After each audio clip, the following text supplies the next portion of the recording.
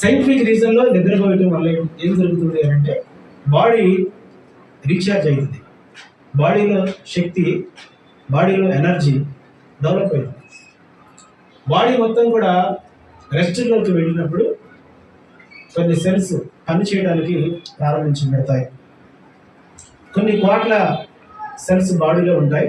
వాటన్నిటిలో నిద్రావస్థలోకి వెళ్ళినప్పుడు కొన్ని సెల్స్ పని చేయడానికి ప్రారంభిస్తాయి.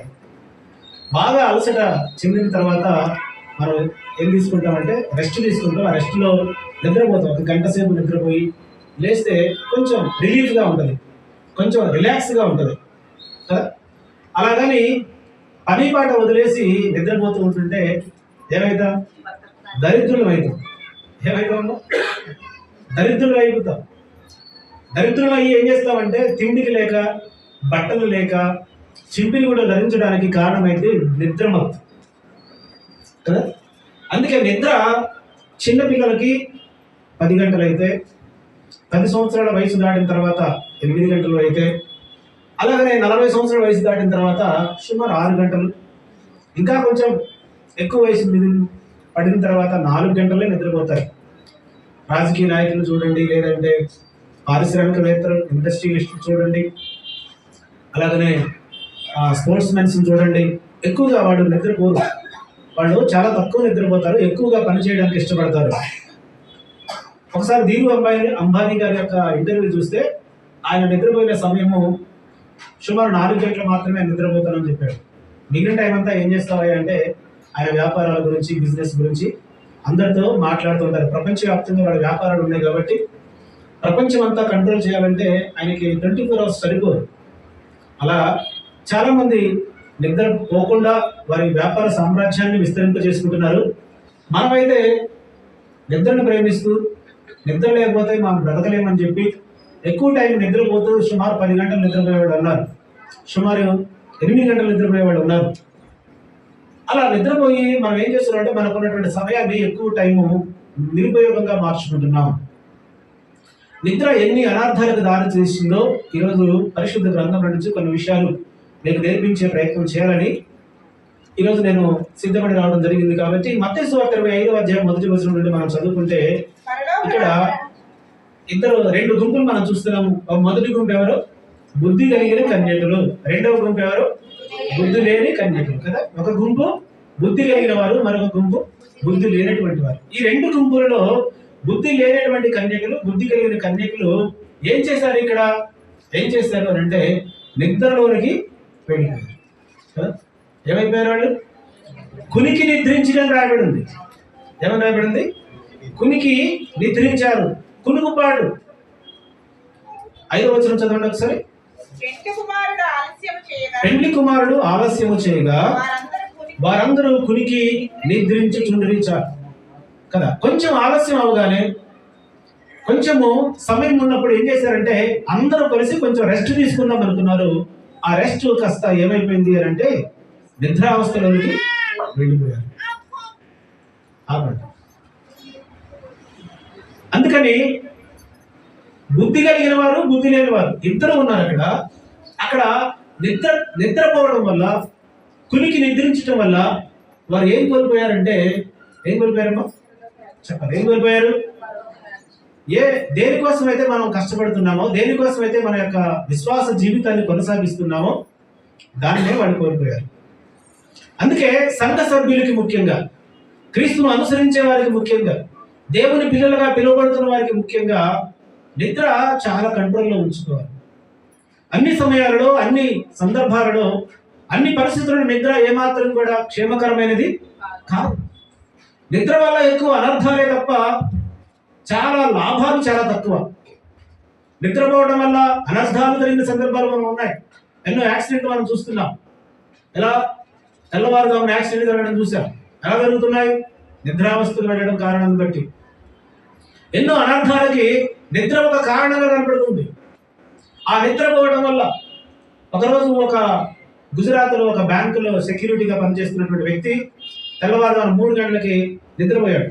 నిద్రపోయినప్పుడు ఏం చేశారంటే కొంతమంది దొంగలు వచ్చేసి గాడిద దగ్గర ఉన్నటువంటి కీస్ దొంగిలించి తీసుకొని వెళ్ళి ఆ యొక్క బ్యాంకును లూటీ చేశారు. ఆయనకి అర్థం కాలేదు. కారణం ఏంటి అని విచారణ చేస్తే ఆయనకి 3 దినములుగా రెస్ట్ ఇవ్వకుండా అక్కడే డ్యూటీ వేశారు. 3 రోజులుగా రెస్ట్ ఇవ్వలేదు ఆయనకి, 3 రోజులుగా రిలీవర్ రాలేదు ఆయనకి. 3 రోజులుగా ఆయన అక్కడ ఉండడం వల్ల, నిద్రాభారం వల్ల ఆయన నిద్రలోకి వెళ్ళిపోయాడు. ఆ నిద్ర ఎంత నిద్ర వెళ్ళిపోయాడంటే బ్యాంకు దోపిడీ జరుగుతున్నా కానీ మెలకువ లేనటువంటి పరిస్థితి. అంటే నిద్రని ఆపుకోలేక ఆయన మొత్తం దాదాపు 3-4 అవర్స్ నిద్రపోయాడు. దానివల్ల బ్యాంకు లూటీ జరిగింది. ఇలా మనం చెప్పుకుంటూ పోతే ఎన్నో అనర్థాలకి కారణం నిద్ర. వీళ్ళందరూ వారి జీవితాంతము భక్తి చేశారు, జీవితాంతము విశ్వాసాన్ని కాపాడుకున్నారు, జీవితాంతము దేవుని యందు భయభక్తులు కలిగి జీవించారు. ఒక సమయం వచ్చింది, పెండ్లి కుమారుడు ఎదుర్కొనే సమయం, సంఘం ఎత్తబడే సమయం. జీవితాంతం భక్తి కొనసాగించినటువంటి ఆ 2 గుంపులు వాళ్ళ యొక్క ఏకైక లక్ష్యం ఒకటే, పెండ్లి కుమారుడు ఎదుర్కోవాలి, అనగా క్రీస్తుని ఎదుర్కోవాలి. క్రీస్తుతో పాటు ఎక్కడికి వెళ్ళాలి? నిత్య జీవమున పరలోకానికి వెళ్ళాలి. ఇది వారి యొక్క ఆలోచన, ఇది వారి యొక్క ప్రణాళిక, ఇది వారి యొక్క భక్తి జీవితానికి చివరి మెట్టు. జీవితాంతం భక్తి కొనసాగించారు, కానీ ఒక చివరి నిమిషంలో వాళ్ళు ఏం చేశారంటే ఆ నిద్రాభారాన్ని తట్టుకోలేక నిద్రపోయారు. ఎదురు చూశారు. చివరికి ప్రభు అయిన క్రీస్తు వచ్చే టైంకి వాళ్ళు నిద్రపోయారు. దాని కారణాన్ని బట్టి నిత్య జీవాన్ని వాళ్ళు కోల్పోయారు. నిద్ర మత్తు, ఎక్కువగా నిద్రపోవడం, ఎక్కువగా నిద్రను ప్రేమించడం, అది ఏమాత్రం కూడా మంచిది కాదు. అందుకే సామెతల గ్రంథకర్త అంటాడు, జ్ఞానైన సులోమోను రాజు సామెతల గ్రంథం 6వ అధ్యాయం, సామెతల గ్రంథం 6వ అధ్యాయము 9-10 వాక్యాలు మనం చూస్తే అక్కడ గ్రంథకర్త అంటాడు ఒక మాట, చదవండి ఒకసారి. ఎందాక నీవు పండుకొని ఉండు, ఎప్పుడు నిద్ర లేచెదవు, ఇంకా కొంచెము నిద్రించదునని, కొంచెము కునికెదనని, కొంచెము సేపు చేతులు ముడుచుకొని పండుకొనదని నీవు అనుకున్నావు. అందుచేత దోపిడీ వాడు వచ్చినట్లు దారిద్ర్యము నీ యొద్దకు వచ్చును, ఆయుధదారుడు వచ్చినట్లు లేమి నీ యొద్దకు వచ్చును. చూసారు, ఎక్కువగా నిద్రను ప్రేమించడం వల్ల వారు ఏం చేస్తున్నారు అంటే వారి యొక్క పనిని మర్చిపోతున్నారు, పనిని వదిలేస్తున్నారు. బాగా నిద్రపోతున్న వాళ్ళ గురించి బైబిల్ గ్రంథం చెప్తున్న మాట ఏంటంటే, సోమరి, లేజీ ఫెలో. ఉదయం 6 తర్వాత కూడా నిద్రపోయే వాళ్ళని ఏమంటారు? సోమరులు, బద్ధకస్తులు, లేజీ ఫెలోస్. రాత్రంతా ఏం చేస్తారు? రాత్రి దేవుడు ఇచ్చింది పడుకోవడానికి. నీకేం ఉద్యోగం లేదుగా, నీకేం పని లేదుగా, 9 తర్వాత పడుకోవాలిగా. 9 అయిందంటే పడుకోబెట్టారు పిల్లల్ని, నిద్రను అలవాటు చేయాలి పిల్లలకు. 9 గంటలు దాటితే పిల్లలకు నిద్ర కూర్చోాలి. మీరు కూడా 10 గంటల వరకు మీ పనులు ముగించేసుకొని నిద్రపోవాలి. రాత్రంతా మెలుగుతూ ఉంటారు, సెల్ ఫోన్లలో, టీవీలలో, ల్యాప్టాప్లలో మెలుగుతూ ఉండి అది ఇది రీల్స్ అవి ఇవి తిరగేసుకుంటూ ఎప్పటికో 12 గంటలు నిద్రపోతారు. ఇంకా మెలుగు ఎప్పుడు వస్తుంది? ఇంకెప్పుడు వస్తుంది మెలుగు? ఉదయం 10 గంటలకి 11 గంటలకు లేస్తాం. ఎంత లేజీ పద్ధతి అంటే ఇది దేవుడు కూడా మెచ్చే పద్ధతులు కావు. మీ నిద్ర మీ ఇష్టమే, కానీ నువ్వు ఒక క్రీస్తు కొరకు జీవిస్తున్నటువంటి దానివి, దేవుని యందు భయభక్తులు కలిగినటువంటి దానివి, బాప్తిసం పొంది రక్షించబడి సంఘంలో చేర్చబడిన దానివి. నీకంటూ ఒక కట్టుబాట్లు, ఒక పద్ధతులు ఉండాల్సిందే. అది తిండిలో కానీ, వేషధారణలో కానీ, నిద్రలో కానీ, అలవాట్లలో కానీ నీకంటూ ఒక ప్రత్యేకమైన అలవాట్లు ఉండాల్సిందే. అందుకే ఎక్కువగా నిద్రపోతే నీకు సోమరితనం వస్తుంది తప్ప ఏమీ రాదు. సోమరితనంతో పాటు ఊబకాయం వస్తుంది, ఊబకాయంతో పాటు షుగర్ వస్తుంది, షుగర్తో పాటు బీపీ వస్తుంది. ఈ 2 కలిసి ఏం చేస్తాయి? బాడీలో ఉన్న ఆర్గాన్స్ని మెల్లమెల్లగా డ్యామేజ్ చేస్తాయి. బాడీలో ఆర్గాన్స్ ఏముంటాయి? బాడీలో ఏమేమి ఆర్గాన్స్ ఉన్నాయి కదా? లివర్ ఉంది, కిడ్నీ ఉంది, హార్ట్ ఉంది కదా, లంగ్స్ ఉన్నాయి, రకరకాల ఆర్గాన్స్ ఉన్నాయి. ఇవన్నీ కూడా షుగర్, బీపీ వల్ల పాడైపోతాయి.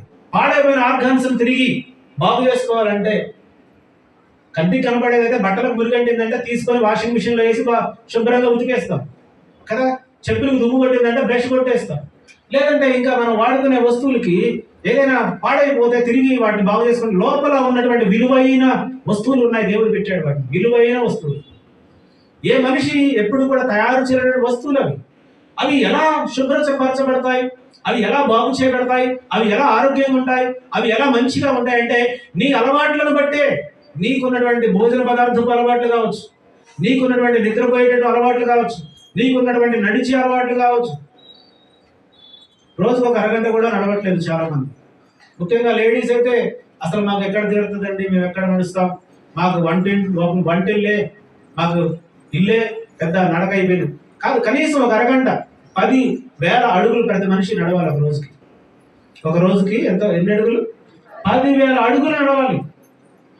ఒకప్పుడు కిచెన్ ఒక దగ్గర ఉండేది, హాల్ ఒక దగ్గర ఉండేది కాబట్టి అక్కడికి ఇక్కడ తిరిగే లేడీస్ సుమారుగా 25,000 అడుగులు నడుస్తారని శాస్త్రజ్ఞులు అంచనా వేశారు. కానీ ఇప్పుడైతే ఇంట్లోనే కిచెన్, ఇంట్లోనే వాష్రూమ్, ఇంట్లోనే బెడ్రూమ్, ఇంట్లోనే హాల్, అన్ని ఇంట్లోనే, లైబ్రరీ ఇంట్లోనే, జిమ్ ఇంట్లోనే కదా, ప్రతిదీ ఇంట్లోనే. పాల బ్యాగ్ ఇంటికే వస్తుంది, పేపర్ ఇంటికే వస్తుంది, కూరగాయలు ఇంటికే వస్తాయి. ఇంకేది నడిచేది ఏది లేదు. దానివల్ల ఏమైపోతుందంటే స్త్రీలది, పురుషులది అందరికి కూడా బాడీ అంతా లేజీ అయిపోతుంది. బాడీలో కొన్ని సెల్స్ పనిచేయకుండా అయిపోతున్నాయి. బాడీలో కొంతమందికి ఆ రక్త శుద్ధి జరగట్లేదు. కారణం ఏంటంటే నడక మర్చిపోతున్నాం, నడక లేకుండా అయిపోయింది. అందుకే ఉదయం 5 గంటలకు లేగాలి ప్రతి ఒక్కరు. ఎన్ని గంటలు లేగాలి చెప్ప? ఎన్ని గంటలు మీరు లేస్తారు? మీ ఇంట్లో వాళ్ళు ఎన్ని గంటలు లేస్తారు?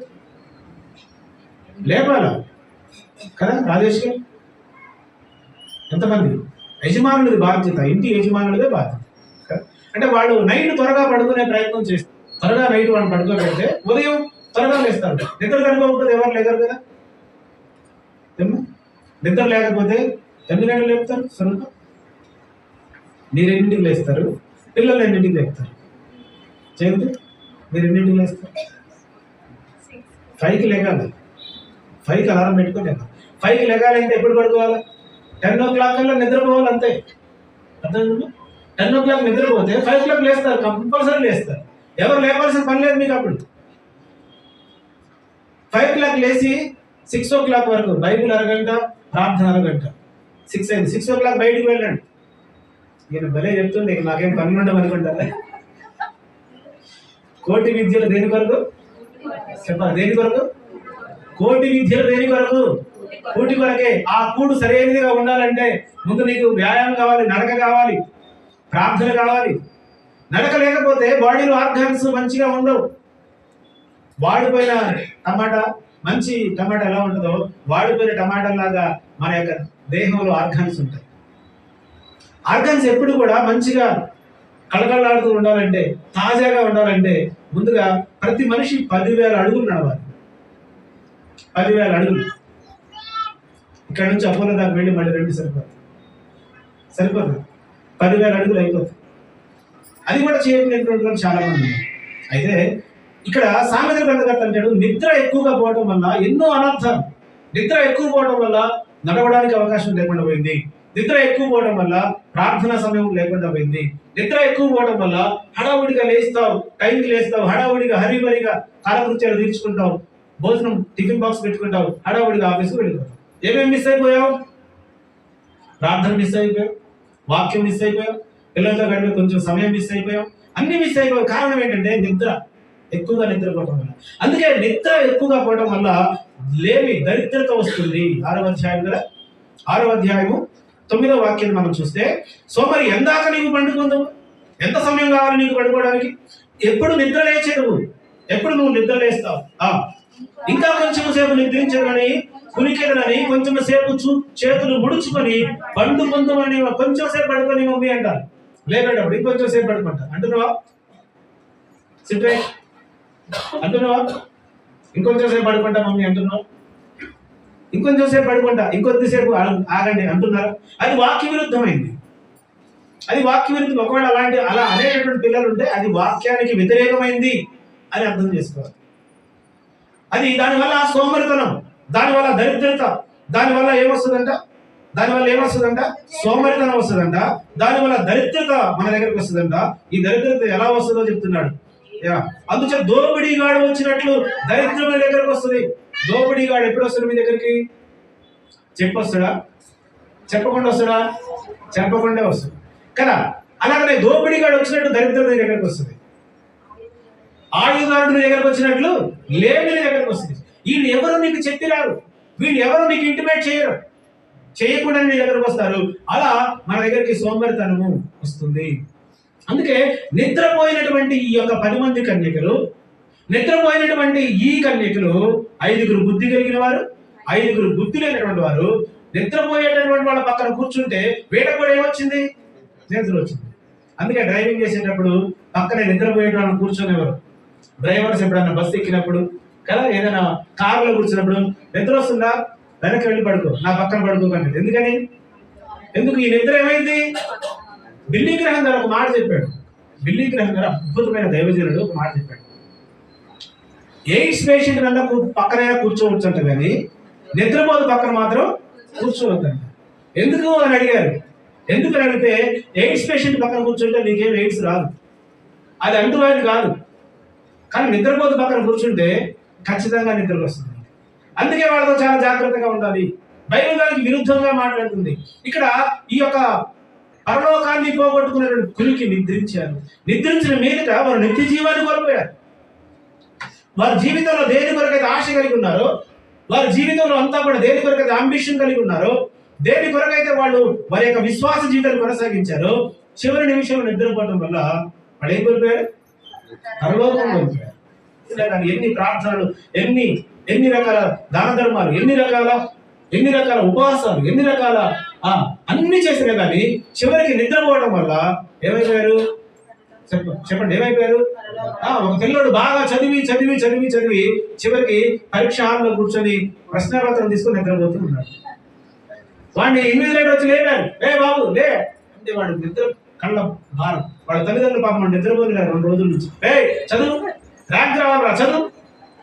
ఏం చేశారు? నిద్రపోలేదా, నీకు ర్యాంక్ రావాలా, చదివించి చదివి చదివించి ఎగ్జామ్ వాళ్ళు పంపిస్తే పేపర్లో కూడా వచ్చి చూసారా?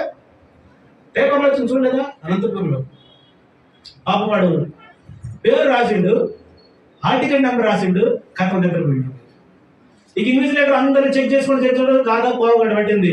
పావుగంట దగ్గరకు వస్తే ఇప్పుడు హాయిగా టెలిఫోన్ మీద దొరకబట్టి సొల్లు కాసుకుని నిద్రపోయింది. లేపాడు, ఏంట్రా అంటే పరిస్థితి, సార్ 2 రోజులు అయింది నిద్రపోయింది. అవునా, ఏరా అంటే మమ్మీ డాడీ ఏరా నిద్రపోతే కథం లేపుతున్నారంట. వాళ్ళ మమ్మీ డాడీ వీడిని చదివించడం కోసం వాళ్ళ నిద్ర మేలుకొని వీడిని చదివించారు. వాళ్ళు షిఫ్ట్లు వేసుకున్నారంట. ఉదయకాలం వాళ్ళ మమ్మీ, రాత్రి వేట వాళ్ళ డాడీ, అలా షిఫ్ట్ల మీద వీడిని చదివిస్తే వీడి చివరికి పరీక్షల్లో కూర్చొని నిద్రపోయింది.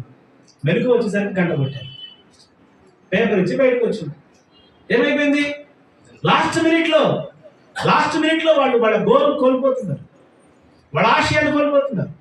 అందుకే లాస్ట్ మినిట్ లో నిద్రపోయినటువంటి ఈ కన్యకలు పరలోకాన్ని కోల్పోయారు, నిత్య జీవాన్ని కోల్పోయారు. పరిశుద్ధ గ్రంథంలో మీకు ఒక మాట, ఆదికాండ గ్రంథం 15వ అధ్యాయంలో 12వ వాక్యాన్ని మనం చూద్దాం. అబ్రహామునకు గాఢ నిద్ర పట్టెను, భయంకరమైన కటిక చీకటి అతన్ని కమ్మగా, ఆయన నీ సంతతి వారు తమని కాని పరదేశమందు నివసించి ఆ దేశము వారికి దాసులుగా ఉందురు. వారు 400 ఏళ్ళు వీరిని శ్రమ పెట్టుదురు. వీరు ఎవరికి దాసులు వదురో ఆ జన్మనకు నేనే తీర్పు తీర్చుదును. తరువాత వారు మిక్కిలి ఆశతో బయలుదేరి వచ్చేదరు. హల్లెలూయా, హల్లెలూయా. అబ్రహాం గారికి గాఢ నిద్ర కలిగిందంట. అబ్రహాం గారి గాఢ నిద్ర కలగటం వల్ల ఏమైంది తెలుసా? అబ్రహాం గారి సంతానము ఏమైపోయింది? 430 సంవత్సరాలు ఐగుప్తులో బానిసలుగా పట్టబడింది. అర్థమవుతుందమ్మా? అబ్రహాం గారు నిద్రపోయాడు. అబ్రహాం గారు ఎందుకు నిద్రపోయాడు అంటే 14వ అధ్యాయంలో ఏం జరిగింది? సొదొమ గొమొర్రా రాజును జయించడం, ఆ రాజు గారి దగ్గర నుండి తన తమ్ముడు అయినటువంటి లోతు గారి ఆస్తిని తీసుకొని రావడం, అదంతా 14వ అధ్యాయంలో జరిగింది. 14వ అధ్యాయంలో దేవుడు అబ్రహాంను ఆశీర్వదించాడు, అబ్రహాం గారికి విజయాన్ని ఇచ్చాడు, అబ్రహాం గారి ఆస్తిపాస్తులు సమకూర్చబడ్డాయి. దాని విషయంలో 15వ అధ్యాయంలోకి వచ్చిన తర్వాత అబ్రహాం గారు దేవుడిని అడిగాడు, అయ్యా అంతా బాగానే ఉంది, నాకు ఆస్తులు ఉన్నాయి, ఐశ్వర్యం ఉంది, పేరు ప్రఖ్యాతులు ఉన్నాయి, వెండి బంగారాలు ఉన్నాయి, మంచి పనివారు ఉన్నారు, మంచి సంపద ఉంది, అన్ని బాగానే ఉన్నాయి, కానీ మరి నా సంపదకి వారసుడు ఎవరు? పెద్ద దాసుడైనా ఎలియేజరైనా? ఈ ఎలియేజర్తో నేను సరిపెట్టుకోవాల్సిందేనా అని అబ్రహాం గారు దేవుడిని అడిగితే దేవుడు అన్నాడు, అబ్రహామా అలా అనవద్దు, నువ్వు నీ జనము కాదు, ఆకాశం కన్నులెత్తి చూడు, ఒకసారి ఆకాశం తట్టు చూడు. ఆకాశం తట్టు చూశాడు, ఏం కనబడుతుంది? నక్షత్రాలు కనబడుతున్నాయి, లెక్క పెట్టలేని ప్రభావం చాలా ఉన్నాయి అంటే ఆయన అన్నాడు, దేవుడు అన్నాడు, నీ సంతానాన్ని అలా చేస్తా, ఆశీర్వదిస్తా అని చెప్పాడు. అయితే అబ్రహాం గారు అన్నారు, అయితే దానికి చూసినేంటి, దానికి రుజువేంటి?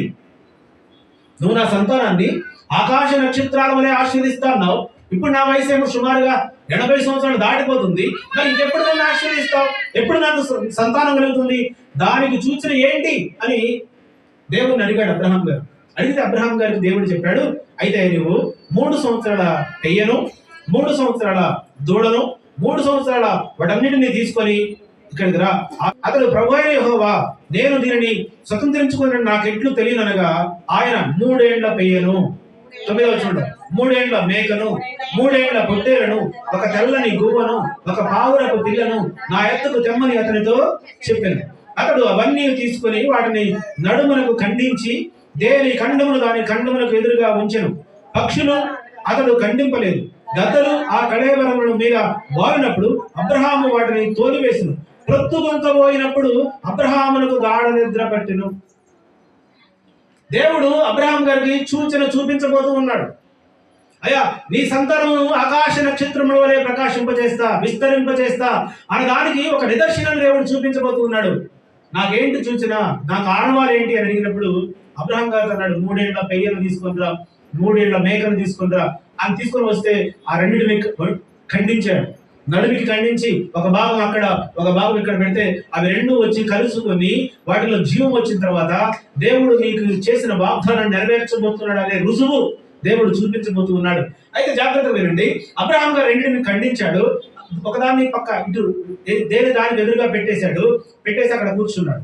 కూర్చుంటే గద్దలు వచ్చి వాలుతూ ఉండి మాంసాలు పీక్కు తింటుంటే అల్లించేశాడు. సాయంత్రం అయితే ఉంది, ప్రొద్దు గుంకేటటువంటి వేళకి అబ్రహాం గారికి గాఢ నిద్ర కలిగింది. దేవుని యొక్క కార్యం జరగబోతుంది. అక్కడ దేవుడు అబ్రహాం గారికి చేసినటువంటి వాగ్దానం నెరవేర్చబోతూ ఉన్నాడు. దేవుడు అబ్రహాం గారికి ఇచ్చినటువంటి మాటను అక్కడ ఆయన సూచన చేయబోతూ ఉన్నాడు. ఈ టైంలో అబ్రహాం గారికి ఏమొచ్చింది? గాఢ నిద్ర. నిద్రను కంట్రోల్ చేసుకోలేకపోయాడు అబ్రహాం గారు. నిద్రను అవాయిడ్ చేయలేకపోయాడు అబ్రహాం గారు. దానివల్ల ఏమైపోయింది? గాఢ నిద్ర వచ్చేసింది. దేవుడు చేయాలనుకున్నది చేయలేకపోయాడు. ఈయన నిద్రలో ఆయన మెలుగు వచ్చిన తర్వాత దేవుడు అబ్రహాం గారితో మాట్లాడటం ప్రారంభించాడు. ఏమని ప్రారంభించాడు తెలుసా? నీ సంతానాన్ని ఆకాశ నక్షత్రాల విస్తారమైన సంతానం చేస్తా, కానీ ఆ సంతానము 4 తరముల తర్వాత బానిసలుగా పట్టబడబోతారు. ఒక కుటుంబ యజమాని నిద్రావస్థలోకి వెళితే ఆ కుటుంబం మీదకి శాపం వస్తుంది. అబ్రహాం గారి సంతానము 4వ తరం. అబ్రహాము ఇస్సాకును కనిగను, ఇస్సాకు యాకోబుని కనిగను, యాకోబు యోసేపు వారి యొక్క అన్నదమ్ములందరినీ కన్నాడు. ఈ 4వ తరం అంతా కూడా ఎక్కడికి వెళ్ళింది? ఐగుప్తుకు వెళ్ళింది. ఐగుప్తులు 430 సంవత్సరాలు బానిసలుగా మార్చబడ్డారు. ఇదే కారణం, అబ్రహాం గారు నిద్రపోవటమే కారణం. అబ్రహాం గారు కునికి నిద్రపోవడం కారణాన్ని బట్టి ఆయన సంతానం అంతా శాపానికి గురైంది 430 సంవత్సరాలు. మళ్ళీ మోషే కాలం వచ్చేదాకా వాళ్ళు అలాగనే బానిసలుగా బ్రతికారు. కుటుంబ యజమానులు నిద్రపోతే, కుటుంబాల్లో యజమానురాలు నిద్రపోతులైతే, నిద్రను ప్రేమించేవాడుగా ఉంటే, ఎక్కువగా నిద్రను ఇష్టపడేవాడుగా ఉంటే, సోమరితనము, దరిద్రత మన కుటుంబంలో చొరబడుతుంది. మన పిల్లలు కూడా అస్తవ్యస్తంగా మార్చబడడానికి కారణమవుతుంది. మన పిల్లలు మనం కంట్రోల్ చేయాలి కాబట్టి, మన పిల్లలకు మన పద్ధతులు నేర్పాలి కాబట్టి, మన పిల్లల్ని మనం సన్మార్గంలో పెంచుకోవాలి కాబట్టి, మనమే నిద్రపోతులం అయితే ఇక వాళ్ళని ఎవరు పెంచేవాడు? వాళ్ళకి ఎవరు చెప్పేవాడు? మనమే కదా మన పిల్లలకు రోల్ మోడల్స్. మనమే కదా మనల్ని చూసే కదా మన పిల్లలు నేర్చుకుంటారు. మనమే నిద్రావస్థలోకి పెడితే మన పిల్లల గురించి పరిస్థితి ఏంటి? అబ్రహాం గారు ఒక మంచి ఆ టైం ఎలాంటి టైం అంటే, ఎలాంటి టైం అది చెప్పండి? ఎలాంటి టైం? దేవునితో మాట్లాడుతున్న టైం. ఎలాంటి టైం అది? దేవుని సన్నిధిలో ఉన్నటువంటి టైం, దేవునితో మాట్లాడే టైం, దేవుని సన్నిధిలో ఉన్నటువంటి టైం. దేవుడు ఎప్పుడు మాట్లాడతాడని అన్ని కూడా ప్రాణాత్మ దేహాలను తన యొక్క ఆధీనంలో పెట్టుకొని నిరీక్షించాల్సినటువంటి అబ్రహాం గారు గాఢ నిద్రపోయాడు. మందిరంలో ఎలా ఉండాలి తెలుసా? పిన్ డ్రాప్ సైలెంట్ గా ఉండాలి. అంత మాత్రమే కాదు, చాలా అలర్ట్ గా ఉండాలి. ఏ మాటతో దేవుడు నాతో మాట్లాడబోతున్నాడని, ఏ వాక్యము దేవుడు నా కొరకు సిద్ధపరిచాడని చాలా ఆసక్తితో ఎదురు చూసేవారై ఉండాలి మందిరంలో ఉన్నప్పుడు చాలా ప్రాణాత్మ దేహాన్ని కంట్రోల్లో పెట్టుకోవాలి. అబ్రహాం గారు దేవునితో మాట్లాడుతున్న టైంలో నిద్రపోయాడంటే ఇక అబ్రహాం గారి పరిస్థితి ఏమైంది తెలుసు? ఆయన మాత్రమే కాదు, ఆయన సంతానం అంతా కూడా చెరలోకి వెళ్ళినట్లుగా మనం చూస్తున్నాం. అందుకే నిద్ర మంచిది కాదు. నిద్ర చాలా చాలా సార్లు మనల్ని కీడులోనికి, పాపంలోనికి, శాపంలో నెట్టేస్తుంది నిద్ర. అసలు నిద్రపోవద్దని కాదు, ఒక మనిషికి ఆరోగ్యవంతుడికి ఎంత నిద్ర అవసరమో అంత నిద్రపోవాలి. అంతకు మించి టైం ఉంది కదా అని, అంతకు మించి పని లేదు కదా అని ఒకవేళ మనం నిద్రను ఉపక్రమిస్తే అది మన కుటుంబంలోనికి దరిద్రత తీసుకొస్తుంది, అది మన పిల్లల మీదకి శాపాన్ని తీసుకొస్తుంది. నిద్రపోతులుగా ఉంటే మన కుటుంబంలోనికి శాపం రావడానికి అవకాశం ఉంటుంది. హల్లెలూయా చెప్పండి, హల్లెలూయా. చాలా మంది మందిరంలో కూడా నిద్రపోయేవాళ్ళు ఉన్నారు, లేదా మందిరంలో కూడా నిద్రపోయేళ్ళు ఉన్నారు చాలా మంది. వాళ్ళని అప్పుడప్పుడు తట్టి లేపుతా ఉంటా, హల్లెలూయా అనగానే దిగ్గులు లేస్తారండి, బాబు ఏమో వచ్చి పడిందని కదా. అలాంటి వాళ్ళు ఉన్నారు. ఏంటి అని అంటే వాళ్ళకి ఆసక్తి లేనటువంటి పరిస్థితి, ఆత్మీయ అనుభవాలు లేని పరిస్థితి, ఏదో వచ్చామా వెళ్ళామా అన్నట్లు ఉంటారు. అలా కాదు, దేవుడి యొక్క సన్నిధిలో చాలా అలర్ట్గా ఉండాలి. పరిశుద్ధ గ్రంథంలో మీకు ఒక మాటను జ్ఞాపకం చేస్తే సమూయేలు 2వ గ్రంథం 11వ అధ్యాయం, సమూయేలు 2వ గ్రంథం 11వ అధ్యాయము మొదటి నుండి కొన్ని మాటలు మనం చూద్దాం. వసంత కాలమున రాజులు యుద్ధమునకు బయలుదేరు సమయమున దావీదు యోవాబును అతని వారిని ఇశ్రాయేలు అందరినీ పంపగా వారు అమ్మోనీయులను సంహరించి రబ్బా పట్టణమును ముట్టడి వేసిరి. అయితే దావీదు యెరూషలేములో నిలిచిపోయెను. ఒకనొక దినమున ప్రొద్దుగుంకు వేళ దావీదు పడక మీద నుండి లేచి రాజనగర మిద్ద మీద నడుచుచూ పై నుండి చూస్తుండగా స్నానము చేయి ఒక స్త్రీ కనబడెను. రాజులు ఏం చేయాలి? రాజు అంటే ఎవరికి యజమాని? దేశానికి యజమాని. రాజుగారు దేశానికి యజమాని, కుటుంబానికి తండ్రి లేదా తల్లి యజమాని. ఈ రాజుగారు దేశానికి యజమాని. ఆ దేశంలో సైన్యం అంతా ఎక్కడుంది?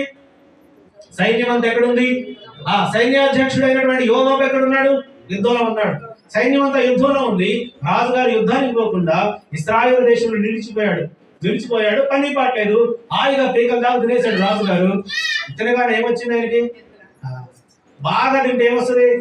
నిద్ర వస్తుంది. ఒక ఆయన పెండి భోజనాన్ని కూర్చున్నాడు. ఒక ఆయన, వినండి జాగ్రత్తగా. పెండి భోజనం అంటే చాలా మందికి ఇష్టమే కదా, రకరకాల వంటలు వడ్డిస్తూ ఉంటుంటారు అక్కడ. పెళ్లి భోజనాన్ని కూర్చున్నాడు.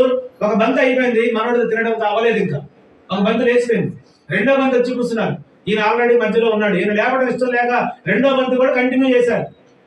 రెండో బంతిలో కంటిన్యూ చేస్తుంటే ఈయన ప్లేట్ లో సాంబార్ ఉందని పక్కోడు ఏం చేశారంటే, వడ్డించేవాడు ఏం చేశారంటే గారె వేయి కూడా పక్కకి వెళ్ళిపోయాడు. ఆ చెయ్యి గట్టి పట్టుకుండు, నాకు గారె ఎందుకు వేయలేదండి. ఇది రెండో వరుస కదా, ఇది మీది రెండో వరుస కాబట్టి మీ వంతు అయిపోయింది ఆల్రెడీ, ఇది రెండోసారి వడ్డిస్తున్నాం, మీరు లెగలేదని చెప్పాడు. లేదు ఈ వరుసలో కూడా నాకు ఇవ్వాల్సిందే. ఫస్ట్ వరుసలో ఏమేమి వస్తాయో అవన్నీ, లడ్డు, స్వీటు, హార్డు అన్ని కూడా వరుస రావాల్సిందే అని చెప్పాడు. పాపం అన్ని వేసుకుంటే వెళ్ళిపోయారు. రెండో వరుస కూడా భోజనం అయిపోయింది, మనోడు అవ్వలేదు. ఇంకా అవలే. మూడో వరుస కూర్చున్నారు. మూడో వరుసలోకి వచ్చేసరికి మనోడు ఫినిషింగ్ టచ్ పెరుగుతో ఇచ్చేసి హాయిగా గురకబెట్టి నిద్రపోతుంది. ఇక వచ్చేవాళ్ళు లేపుతూ ఉన్నారు, వడ్డించేవాళ్ళు గంపలు అవన్నీ, బూరెల గంప, ఆ ప్లేట్లు అన్ని పక్కన పెట్టేసి బాబు లే అంటుంటే ఎడలేస్తాడు. ఇక బాగా నిద్రపోతున్నాడు, గురకలు కొట్టేస్తుంది. లాస్ట్ వాళ్ళందరూ వచ్చి ఆయన చైర్లో నుండి తీసుకొని వెళ్ళి పక్కన లాంగ్ లో పడుకోబెట్టారు. 2 వరుసలు తిన్నాడు పాపం ఆయన. మూడో వరుస వచ్చేసరికి నిద్రపోయాడు. బాగా తిని నిద్రపోయాడు. దావీదు గారు కూడా అలాగనే చేశాడు. హాయిగా రాజుగారు కాబట్టి పంచలక్ష వదనాలతో భుజించి నిద్రపోయాడు. నిద్రపోయి లేచి మిద్దె మీద చూడగానే ఒక పాపపు దృశ్యాన్ని అతడు చూడటం జరిగింది. వాస్తవానికి ఈయన ఎక్కడుండాలి? రాజుగారు ఎక్కడుండాలి? చెప్పండి, ఎక్కడుండాలి? యుద్ధంలో ఉండాలి. రాజుగారు యుద్ధంలో ఉండాలి. యుద్ధంలో ఉండాల్సిన రాజుగారు పడక మీద ఉన్నాడు, నిద్రపోతూ ఉన్నాడు. నిద్రపోవడం వల్ల ఎక్కడ పడిపోయాడు? పాపములో పడిపోయాడు. యుద్ధమందు నేను మిద్దె మీద నుండి చూడరాని దృశ్యం కనులగాంచినాను. యుద్ధమందు నేను మిద్దె మీద నుండి చూడరాని దృశ్యం కనులగాంచినాను. దావీదు గారు మిద్దె మీద నుండి పాపం చేశాడు. చూడరాని దృశ్యాన్ని చూశాడు. చూసిన వెంటనే చూపు మరల్చుకోలేక పాపములో పడిపోయాడు. కులికి నిద్రించినటువంటి వాళ్ళు పరలోకం నుండి ఎక్కడికి పడిపోయారు? నరకానికి ప్రవేశపెట్టారు. నిద్రించినటువంటి దావీదు గారు పాపములో పడిపోయాడు. గాఢ నిద్రలోకి వెళ్ళిన అబ్రహాం గారు తన కుటుంబం అంతా కూడా శాపగ్రస్తం అవడానికి కారణమయ్యాడు. ఏం జరుగుతుంది? సుకన్య నిద్ర వల్ల ఏం జరుగుతుంది? నిద్ర వల్ల కుటుంబంలోనికి శాపం వస్తుంది. నిద్ర వల్ల కుటుంబానికి శాపం. నిద్ర వల్ల కుటుంబం అంతా శాపగ్రస్తం అయిపోయింది. నిద్ర వల్ల ఒక మంచి సాక్ష్యాన్ని కాపాడుకున్నటువంటి దావీదు గారు, నా హృదయానుసారుడు అని సర్టిఫికేట్ పొందిన దావీదు గారు కదా, నా మంచి సేవకుడు అని మంచి పేరు పొందినటువంటి దావీదు గారు నిద్ర వల్ల యుద్ధానికి వెళ్లకుండా పాపములో పడిపోయాడు. అందుకే నిద్రను కంట్రోల్ చేసుకోవాలి ఎప్పుడైనా సరే. ఏ సమయంలో నిద్రపోవాలో. నిద్ర సిగ్గెరగదంటారు చాలా మంది. నిద్ర ఏమెరగదంటే సుఖమే కదా. కొంతమంది సిగ్గెరగదంటారు, సుఖమే కదా. అంటే ఎక్కడ బాగా నిద్ర వచ్చినప్పుడు మంచి పరుపు కావాలని కోరుకుంటావా? కాదు కదా. నిలబడి కూడా నిద్రపోయి ఉన్నారు కొంతమంది. నిలబడి నిద్రపోతారు కదా. కొంతమంది ఫోన్ మాట్లాడుతూ నిద్రపోతారంట. కొంతమంది గేమ్ ఆడుతూ నిద్రపోతూ ఉంటుంటారు కదా. అసలు నిలబడి నిద్రపోయాడు. ఒకసారి ఎయిర్పోర్ట్లో జాబ్ చేసేటప్పుడు ఒక ఆయన సెక్యూరిటీ గేట్ నెంబర్ 11లో ఉన్నాడు. ఆయన దగ్గర మేము వెళుతుంటే రాత్రి కూడా మంచి స్టిక్ ఇచ్చాం, లాఠీ ఇచ్చాం ఆయనకి. నిలబడ్డాడు. అది లాఠీ చాలా హైట్ ఉంటుంది, ఎందుకంటే అప్పుడే ఎయిర్పోర్ట్ ఇంకా ఓపెన్ కాలేదు. ఆ రాత్రి కూడా లైటింగ్ లేదు. ఆయన ఏం చేశాడంటే ఆ కర్ర ఏదైతే స్టిక్ ఇచ్చామో ఆ కర్ర మీద ఇట్లా చేయబెట్టి గడ్డం ఇట్లా అనిపించి నిలబడ్డాడు.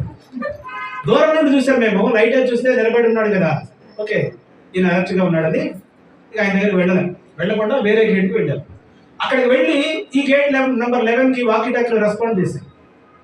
గేట్ నెంబర్ 11 రెస్పాండ్ అంటే సౌండ్ రావట్లేదు.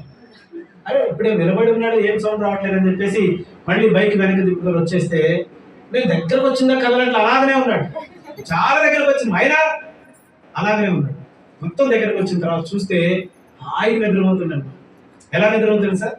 నిలబడి ఈ తల దాని మీద ఆనిచ్చి, ఆ కర్ర మీద ఆనిచ్చి హాయిగా నిద్రపోతుంది. బాబు లేకపోతే సార్ ఇంకేం సార్ నిద్రపోతున్నాం, ఇంకేం డ్యూటీ చేస్తారు? నిద్రపోయేటటువంటి వాళ్ళు కదా. చాలా మంది డ్రైవింగ్ లో నిద్రపోవడం, చాలా మంది చదువుతూ నిద్రపోవడం, చాలా మంది ఉద్యోగాలలో వ్యాపారం నిద్రపోతాం. మంచిదే, నిద్రపోతే ఒకవేళ నిద్ర వస్తే ఎప్పుడన్నా ఒకసారి పోవడం మంచిదే. కానీ అదొక అలవాటుగా మార్చబడితే మాత్రం ప్రమాదాన్ని కొని తెచ్చుకుంటాం. శాపాన్ని మన కుటుంబంలోనికి ఆహ్వానించినట్లే. అదే అదే పదే పదే అలవాటుగా మారిపోతే సోమరితనం, లేమి, దరిద్రత మన ఇంట్లోకి వచ్చి చేరుతుంది. నిద్రపోతున్నాం, అది దేవుడు మెచ్చినది కాదు. ఎంత అలర్ట్గా ఉండాలంటే దేవుని మందిరంలో. అలాంటి దేవుని మందిరంలో ఉండాల్సినటువంటి అబ్రహాం గారు గాఢ నిద్రపోయాడంట. గాఢ నిద్ర అంటే చెప్పండి. గాఢ నిద్రపోతే ఎవరికి ఆపరేషన్ చేశారు? ఆదాము గారికి గాఢ నిద్ర కలుగజేశాడు దేవుడు. ఆపరేషన్ చేస్తే ఆయనకు అర్థం కాలే. లేచి చూసేసరికి ఎవరు కనబడ్డారు పక్కన? ఆయన ఆశ్చర్యపడి, ఏంటి నా మాంసములలో నా మాంసము కదా, నా ఎముకలలో ఎముక. ఆమె అలా కనబడేసరికి అర్థం కాలే. ఇంతకాలం జంతువులు చూసిన కళ్ళు, పక్షులు చూసిన కళ్ళు కదా, రకరకాల క్షీర అనేకమైన చూసినటువంటి కళ్ళు ఒక్కసారి తన పోలికలో ఉన్నటువంటి స్త్రీని చూడగానే ఈయనలో కవిత్వం పొందుకొచ్చేసింది. ఆహా, ముగ్ధుడైపోయాడు, పరవశించిపోయాడు. కానీ ఏమర్థం కాలేదు ఆయనకి. ఆయన శరీరాన్ని కోసి ఆయన శరీరంలో నుంచే మాంసం తీసి ఆయన శరీరంలో నుంచే ఎముకలు తీసి తయారు చేసిన స్త్రీ గురించి ఆయనకు అర్థం కాలేదు. ఎంత నిద్రపోయాడంట? గాఢ నిద్రపోయాడంట. ఇదిగో అబ్రహాం గారు కూడా గాఢ నిద్రపోయాడంట. క్షమించాలి, గాఢ నిద్రపోయాడంట. నిద్రపోతే దేవుడు కోపగించుకున్నాడు. నా సన్నిధిలో, నా స్థలంలో ఎప్పుడెప్పుడు ఒక మాట నా నోటి నుండి వస్తుందా విని బ్రతుకును మార్చుకోవాలని అనుకోవాల్సినటువంటి పరిస్థితుల్లో నువ్వు నిద్రపోతావా అని నీకు ఇస్తున్న ఆశీర్వాదం. కానీ ఈ ఆశీర్వాదం ద్వారా వచ్చిన సంతానం ఏమైపోద్ది చెప్పాలా? బానిసత్వంలోనికి వెళ్ళిపోద్ది. ఇది దేవుడి శాపం. 430 సంవత్సరాలు వారు బానిస బ్రతుకును బ్రతికే. అలాగైతే ఆ దావీదు గారు ఎంత మంచి కీర్తన రాశాడు కదా. ఎంత మంచి కీర్తన చూడండి. 121వ కీర్తన 2వ వచనం చూడండి. కీర్తన 121 4వ వచనం చూడండి ఒకసారి. దావీదు గారు రాసినటువంటి కీర్తనలో 121వ కీర్తన 4వ వచనం చూడండి ఒకసారి. ఇశ్రాయేలును కాపాడువాడు కునుకడు నిద్రపోడు, యెహోవాయే నిన్ను కాపాడువాడు. అన్ని బాగా రాశాడండి. కానీ ఏం చేశాడు? కాపాడాల్సినటువంటి ఈయన, యుద్ధం చేయాల్సినటువంటి ఈయన ఏం చేశాడు? చివరికి నిద్రపోయాడు కదా. చాలా మంది మనం చెప్పేవారిగా ఉంటాం కానీ చేసేవారిగా ఉండం. అట్లనే దావీదు గారు కూడా, అయ్యా ఇశ్రాయేలు కాపాడే దేవుడు కునుకడు నిద్రపోడు. మరి ఆ ఇశ్రాయేలు దేశానికి రాజుగా ఉన్న ఈయన ఏం చేశాడు? ఈయన ఏం చేశాడంటే కునికి నిద్రపోయి, ఆ నిద్రపోవడమే కాకుండా నిద్ర వల్ల పాపం చేశాడు. ఆ పాపం వల్ల ఇంకేం చేశాడు? చేసిన పాపం దాచుకోవడానికి ఏం చేశాడు? చేసిన పాపం బట్ట బయలుతుందని భయంతో ఏం చేశాడు? చేసిన పాపను దాచిపెట్టుకోవాలని భయంతో ఏం చేశాడు? ఈయన ఏం చేశాడు? మర్డర్ చేశాడు కదా. మర్డర్ చేశాడు. ఊరియాని యుద్ధంలో చనిపోయేట్లుగా ప్లాన్ వేసి, ఆయన ప్లాన్ వేస్తే పక్కాగా ప్లాన్ అమలు చేయబడింది. ఆయన మరణ శాస్త్రాన్ని ఆయన చేతికి రాసిచ్చి పంపించేశాడు. చనిపోయాడు. అంటే ఒక పాపం వల్ల మరొక పాపం. దానివల్ల దావీదు గారు దేవుని దగ్గర ఏడ్చి ఏడ్చి ఏడ్చి ప్రార్థన చేశాడు. ఎంతగా ఏడ్చాడు? ఎంతగా ఏడ్చాడు? 6వ అధ్యాయం, అదే అదే కీర్తన గ్రంథం 6వ అధ్యాయం 5వ వచనం చూడండి ఒకసారి. 6వ అధ్యాయము 6వ వచనం. నేను మూలుగుచు అలసి ఉన్నాను, ప్రతి రాత్రి కన్నీరు విడుచుచు నా పరుపు తేలజేయుచున్నాను. నా కన్నీళ్ల చేత నా పడగ కొట్టుకొని పోవచ్చున్నది, విచారము చేత నా కన్నులు గుండెలు పడుచున్నవి, నాకు బాధ కలిగించు వారి చేత అవి చివికి ఉన్నవి. చూసారు? ఆ చేసినటువంటి పాపము దగ్గర దేవుని దగ్గర పశ్చాత్తాపడుతూ దావీదు గారు చేసినటువంటి ప్రార్థన. ఎంత ప్రార్థన చేస్తాడంటే విచారము చేత ఆయన కళ్ళు ఏమయ్యాయంట? గుంటలు పడ్డాయి. ఏడ్చి ఏడ్చి ఏడ్చి కన్నీరు విడిస్తే ఆ కన్నీరు చేత ఆయన పడగ కొట్టుకొని పోయింది. పడగ తేలింది కదా. కన్నీళ్ళ చేత పడగ తేలిందంట. ఎంత వాటర్ కన్నీళ్ళలో వచ్చి, ఎంత కన్నీరు గారిస్తే ఆయన కూర్చొని ప్రార్థన చేసిన పడగే ఆ నీటిలో తేలిందంట. అంత పశ్చాత్తాపడ్డాడు దావీదు గారు. చేసిన పాపాలను బట్టి, చేసిన దోషాలను బట్టి, చేసిన నేరాలను బట్టి అంత ప్రార్థన చేశాడు. ఇదంతటికి కారణం ఏంటి అని అంటే ఏంటి? నిద్రపోవడం వల్ల, ఆ నిద్రావస్థలోకి వెళ్ళడం వల్ల దావీదు గారు అంత భయంకరమైనటువంటి పాపానికి గురయ్యాడు. పరిశుద్ధ గ్రంథంలో నుంచి యోనా గ్రంథం 1వ అధ్యాయం, యోనా గ్రంథం 1వ అధ్యాయము 6వ వాక్యాన్ని చూద్దాం ఒకసారి. యోనా గ్రంథం 1వ అధ్యాయం 6వ వాక్యాన్ని చూద్దాం. అప్పుడు ఓడనాయకుడు అతని యొద్దకు వచ్చి, ఓ ఈ నిద్రపోతా, నీకేమి వచ్చినది? లేచి నీ దేవుణ్ణి ప్రార్థించుము, మనము చావకుండా ఆ దేవుడు మన యందు కనికరించునేమో అనెను. ఇక్కడ ఎవరితో మాట్లాడుతున్నారు? యోనా గారు ఎవరు? దేవుని యొక్క దాసుడు, దైవజనుడు యోనా గారు, యోనా ప్రవక్త. ఆ ప్రవక్తతో ఎవరు అంటున్నారు? ఓ ఈ నిద్రపోతా, ఏమొచ్చిందా నీకు? లేచి నీ దేవునికి ప్రార్థించు అని చెప్తుంది ఎవరు? ఓడనాయకులు, అన్యులు. అన్యులు ఎవరు నేర్పిస్తున్నారు? అన్యులు ఒక ప్రవక్తకి ప్రార్థన చేయి అని నేర్పిస్తున్నారు. ఎంత సిగ్గుచేడు జేమ్స్ గారు. అన్ని ఒప్పుకుంటాడు జేమ్స్ గారు, చక్కగా యథార్థంగా ఒప్పుకుంటాడు. ఒప్పుకుంటే సరిపోద్ది? ఏం చేస్తే సరిపోద్ది చెప్పాలి? ఏం చేస్తే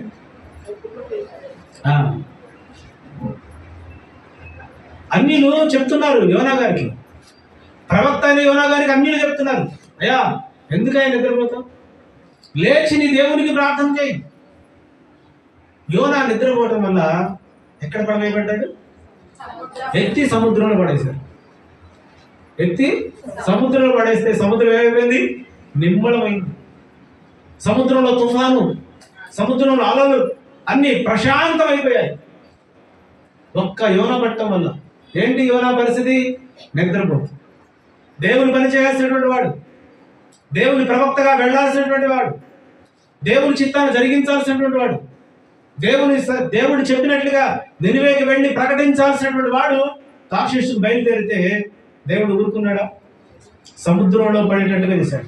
ఇప్పుడు ఓడలో ప్రార్థన చేయలేదు కాబట్టి ఎక్కడ ప్రార్థన చేశాడు? ఇప్పుడు ఆయన తిమింగలం కడుపులోకి వెళ్ళి ప్రార్థన చేస్తున్నాడు.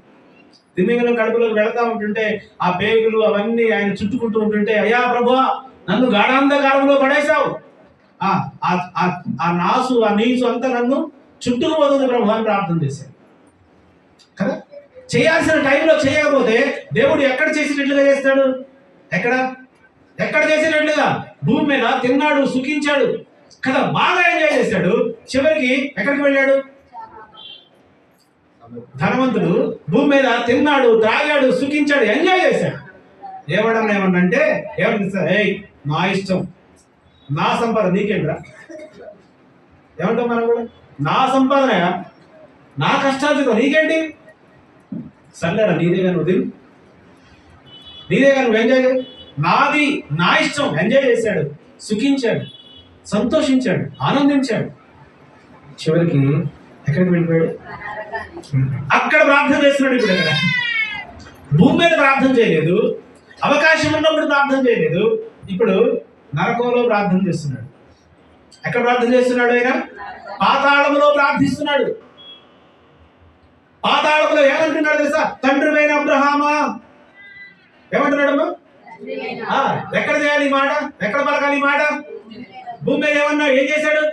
తిన్నాడు, తాగాడు, సుఖించాడు, ఎంజాయ్ చేశాడు. ఎంజాయ్ యువర్ సెల్ఫ్ అంటారు చాలా మంది కదా. ఇప్పుడు కాకపోతే ఎప్పుడు రా ఎంజాయ్మెంట్? ఇప్పుడే కదా. వయసు అంతా ముసలోడు వెనక చేస్తావా ఏంట్రా? రా వెళ్దాం పబ్కి, రా వెళ్దాం క్లబ్కి. అక్కడ ఎంత ఆనందం, ఎంత సంతోషం, ఎంత సుఖం. అదే ధనవంతుడు చేశాడు. చివరికి భూమి మీద ఎవ్వడి మాట వినలే. అందుకే యోనా గారి యొక్క విశ్వాస జీవితంలో ఆయన గాఢ నిద్రపోయిన కారణంగా సముద్రంలో పడవేయబడ్డాడు. దావీదు గారు గాఢ నిద్రపోయిన కారణంగా పాపములో పడిపోయాడు. అబ్రహాం గారు గాఢ నిద్రపోయిన కారణంగా తన సంతానం అంతా కూడా ఆ బానిసత్వంలో వెళ్ళడానికి కారణమయ్యాడు. బుద్ధి లేని కన్యకలు గాఢ నిద్ర కునికి నిద్రించిన కారణాన్ని బట్టి ఏం కోల్పోయారు? పరలోకాన్ని కోల్పోయారు. పరిశుద్ధ గ్రంథంలో ఇంకొక మాటను జ్ఞాపకం చేస్తా. రండి అపొస్తలుల గ్రంథం 20వ అధ్యాయం 7వ వాక్యం నుండి చదువుకుందాం. అపొస్తలుల గ్రంథం 7వ అధ్యాయము 20వ అధ్యాయము 7వ వాక్యమా. ఆదివారమున మేము రొట్టె విరుచుటకు కూడి ఉన్నప్పుడు పౌలు మరునాడు వెళ్ళనయ్యింది వారితో ప్రసంగించుచు అర్ధరాత్రి వరకు విస్తరించి మాట్లాడుచుండెను. మేము కూడి ఉన్న మేడ గదిలో అనేక దీపములుండెను. అప్పుడు ఐతుకు అని ఒక యవ్వనస్తుడు కిటికీలో కూర్చుండి గాఢ నిద్రపోయి పౌలు చాలాసేపు ప్రసంగించుతుండగా నిద్రాభారం వలన జోగి 3వ అంతస్తు నుండి క్రింద పడి చనిపోయిన వాడై ఎత్తబడెను. ఐతుకు చెప్పండి, చెప్పాలి. ఐతుకు అనే ఒక సహోదరుడు పాపం మందిరానికి వచ్చాడు, వాక్యం వింటున్నాడు, మందిరంలో ఉన్నాడు. పౌలు గారు విస్తారంగా మాట్లాడుతున్నాడంట. తెల్లారే పౌలు గారు వెళ్ళాలి, 3వ మిషనరీ ప్రయాణానికి వెళ్ళాలి. ఆ వెళ్ళాలంటే ఇగో ఈ రాత్రి అనేకమైన విషయాలు శిష్యులతో మాట్లాడుతూ ఉన్నాడు. ఐతుకు అనే సహోదరుడు కూడా వచ్చాడు. ఎక్కడికి వచ్చాడు? ఆ ప్రార్థన గుడికి వచ్చాడు. కిటికీలో కూర్చున్నాడు. వింటూ ఏమైపోయాడు? నిద్రపోయాడు. ఎక్కడికి పోయాడు? చచ్చిపోయాడు. నిద్రపోయాడు. ఆ నిద్రపోవడం వల్ల పాపం కిటికీలో 3వ అంతస్తులో ఉందంట మేడగది. అక్కడి నుంచి కింద పడడమే చనిపోయాడు. చనిపోతే అప్పుడు ఎవరున్నారు అక్కడ? పౌలు గారు ఉన్నారు. పౌలు గారు ఉన్నారు కాబట్టి చనిపోయిన వ్యక్తిని ఏం చేశాడు? చెప్పాలి, ఏం చేశాడు? బ్రతికించాడు. మరి ఇప్పుడు పౌలు గారు ఉన్నారా? పేతురు గారు ఉన్నారా? యోహాను గారు ఉన్నారా? ఒకళ్ళు ఇప్పుడు చనిపోతే ఏంటి పరిస్థితి? అంతేగా, ఏంటి బాక్స్ తేవాలి కదా. ఇప్పుడు ప్రత్యేకమైన లేదు. ఇప్పుడు చనిపోతే ఇంకంతే. పరదేశులము ప్రియులారా. ఇప్పుడు చనిపోతే ప్రత్యేకం. అప్పుడు చనిపోయారు, మొదటి శతాబ్ద కాలంలో చనిపోయారు కాబట్టి, లేఖనం నిర్ధం కానేరదు కాబట్టి, బైబిల్ గ్రంథం ఇంకా మనకు అందుబాటులో రాలేదు కాబట్టి, వాక్యము వెనువెంటనే స్థిరపరచబడాలి కాబట్టి, సంఘాలు కట్టబడాలి కాబట్టి, దేవుని యొక్క నామ మహిమపరచబడాలి కాబట్టి, అనేకమంది అన్యజనులు యేసు క్రీస్తు నిజమైన దేవుడని తెలుసుకోవాలి కాబట్టి అప్పుడు దేవుడు అద్భుతాలు చేశాడు, అప్పుడు ఆశ్చర్యకాలు చేశాడు. ఇప్పుడైతే నీకు పరిశుద్ధ గ్రంథం ఇచ్చాడు, దాన్ని చదువుకోవాలి, ఆ మాటలు విశ్వాసం ఉంచాలి, రక్షించబడాలి, మారు మనసు పొంది సంఘంలో చేర్చబడాలి. అంతే తప్ప అప్పుడు చేసిన అద్భుతాలు ఇప్పుడు కూడా చనిపోయిన వాళ్ళు లేపుతారు అని అంటే ఇప్పుడు అవసరం లేదు, లేపాల్సిన అవసరం లేదు.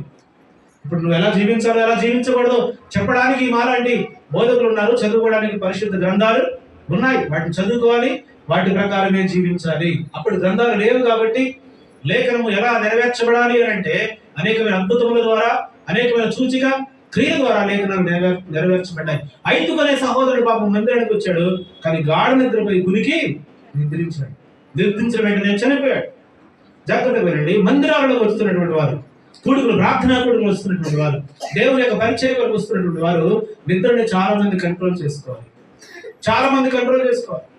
చాలా మంది నిద్రపోయి ఏం చెప్తున్నారో అర్థం కాని పరిస్థితి, ఎలా ఉంటున్నారో అర్థం కాని పరిస్థితి, ఏదో వచ్చామా వెళ్ళామా అన్నట్లుగా ముట్టనట్లుగా ఉంటున్నటువంటి పరిస్థితి. ఆత్మీయ జీవితం కాదు ఇది నామకార్థ జీవితమే.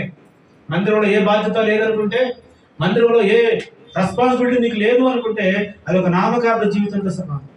ఆది అపొస్తలులు అయితే మందిరంలో ప్రతి ఒక్కరూ ఒక మంచి పరిచర్య కలిగి ఉన్నారు, ఒక్కొక్కరికి ఒక బాధ్యత కలిగి ఉన్నారు. అలా బాధ్యత లేనటువంటి ఐదుగురు అనే సహోదరుడు చనిపోయాడు. నిద్రాభారం వల్ల చనిపోయాడు, నిద్ర వల్ల ఎత్తబడ్డాడు. పరిశుద్ధ గ్రంథంలో దేవుడు యేసుక్రీస్తు చెప్తాడు, మీరు నిద్రపోకండి, ఇప్పుడు నిద్రపోయే సమయం కాదు, ఇది మెలకువగా ఉండేటటువంటి సమయం. లూకాసు వార్త 22వ అధ్యాయం 45వ వాక్యం మనం చూసినట్లయితే, లూకాసు వార్త 22వ అధ్యాయము 22:45. ఆయన ప్రార్థన చాలించి లేచి తన శిష్యుల యొద్దకు వచ్చి వారు దుఃఖముల చేత నిద్రించుట చూసి, మీరెందుకు నిద్రించున్నారు, శోధనలో ప్రవేశించుకున్నట్లు లేచి ప్రార్థన చేయని వారితో చెప్పాను. హల్లెలూయా, చెప్పాను. హల్లెలూయా. యేసుక్రీస్తు చివరిసారిగా పట్టబడడానికి ఆ గెత్సేమనే తోటలో ఒలీవల కొండ మీద ఆయన ప్రార్థన చేస్తూ శిష్యులతో చెప్పాడు, మీరు కూడా ఇక్కడ ప్రార్థన చేయండి, నేను కొంచెం దూరం వెళ్ళి ప్రార్థన చేస్తా అని చెప్తే, ఇక్కడ ఈ శిష్యులందరూ ఏం చేస్తున్నారంటే ఇది ఎన్నిసార్లు జరిగింది తెలుసా? సుమారుగా 3 సార్లు జరిగినట్టుగా మనం చూస్తున్నాం. రండి ఒకసారి 39వ వచనం చదువుదాం. 22వ అధ్యాయం 39వ వచనం. తరువాత ఆయన బయలుదేరి తన వాడుకు చొప్పున ఒలీవల కొండకు వెళ్ళగా శిష్యులు ఆయన వెంట వెళ్ళి ఆ చోటు చేరి ఆయన వారితో, మీరు శోధనలో ప్రవేశించుకున్నట్లు ప్రార్థన చేయడం చెప్పి వారి యొద్ద నుండి రాతి వేత దూరం అంతా వెళ్ళి మోకాళ్ళుని, తండ్రి ఈ గిన్నె నా యొద్ద నుండి తొలగించడం నీ చిత్తమైతే తొలగించుము, ఆయనను నా ఇష్టము కాదు నీ చిత్తమే సిద్ధించును కాక అని ప్రార్థించును. అప్పుడు పరలోకం నుండి ఒక దూత ఆయనకు కనబడి ఆయనను బలపరిచెను. ఆయన వేదన పడి మరింత ఆతురముగా ప్రార్థన చేయగా ఆయన చెమట నేలపడుచును గొప్ప రక్త బిందువుల వలె ఆయన ప్రార్థన చాలించి లేచి తన శిష్యుల యొద్దకు వచ్చి వారు దుఃఖము చేత నిద్రించుట చూసి, మీరెందుకు నిద్రించున్నారు, శోధనలో ప్రవేశించుకున్నట్లు లేచి ప్రార్థన చేయడం చెప్పాను. లేచి ప్రార్థన చేయడం చెప్పాను కదా. శిష్యులు దగ్గర యేసుక్రీస్తు ఏమడిగాడు అమ్మా? శిష్యులు దగ్గర యేసుక్రీస్తు ఏమడిగాడు అమ్మా? వజ్రమ్మ ఏమడిగాడు? ఎవరెత్తుపోతున్నారు? ఏమడిగాడు శిష్యుల దగ్గర? యేసుక్రీస్తు, నేను రేపు కలువరి శిలువలోకి ఎక్కబోతున్నాను, నా కోసం మీరు ప్రార్థన చేయండి. ఆ శిలువ మరణాన్ని మీరు ఎవరు తప్పించలేరు, ఆయన తండ్రి తప్ప మరెవరు తను తప్పించలేరు. తండ్రికి ప్రార్థన చేస్తాడు, తండ్రి నీ చిత్తమైతే ఈ గిన్నె నా యొద్ద నుండి తొలగించు, ఆయనను నా ఇష్టం కాదు నీ చిత్తమే సిద్ధించును కాక అని తండ్రికి ప్రార్థన చేస్తూ తన శిష్యుడికి ఏమని చెప్పాడు?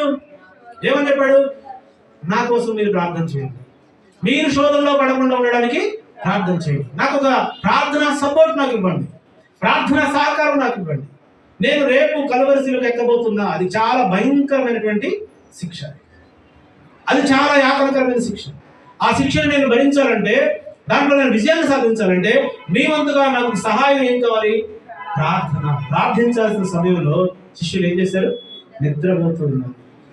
ఆయన అంటాడు, నా కోసం ఒక గడి అయినా మీరు మేలుకొని ఉండలేరా? నా కోసం ఒక గడి అయినా మీరు మేలుకొని ఉండలేరా? ఇదిగో రేపు శోధన కలగబోతుంది, రేపు శిక్ష రాబోతూ ఉంది, దానికోసం మీరు నాకు ఇవ్వగలిగిన సపోర్ట్ ఏంటి అంటే ప్రార్థనే. సంఘానికి మీరు ఇవ్వగలిగిన సపోర్ట్ ఏంటి? ప్రార్థనే. సంఘం శోధనలో ఉన్నప్పుడు, సంఘం సమస్యల్లో ఉన్నప్పుడు మిమ్మల్ని అడుగుతున్నాం ఏంటంటే, మీరు మందిరానికి వచ్చి ప్రార్థన చేయండి. ఉపవాస ప్రార్థనలో కనపడరు, శుక్రవారం ప్రార్థనలో కనపడరు, గృహపొడిలో కనపడరు, ఎక్కడా కనపడరు. మీరు ఇవ్వాల్సిన సపోర్ట్ సంఘానికి మీరు ఇవ్వకపోతే ఎవరిస్తారు? కాబట్టి సమస్యల్లో చిక్కుపోయినప్పుడు, శోధనల గుండా ప్రయాణిస్తున్నప్పుడు మిమ్మల్ని మేము అడిగేది ఏంటంటే ప్రార్థన చేయండి.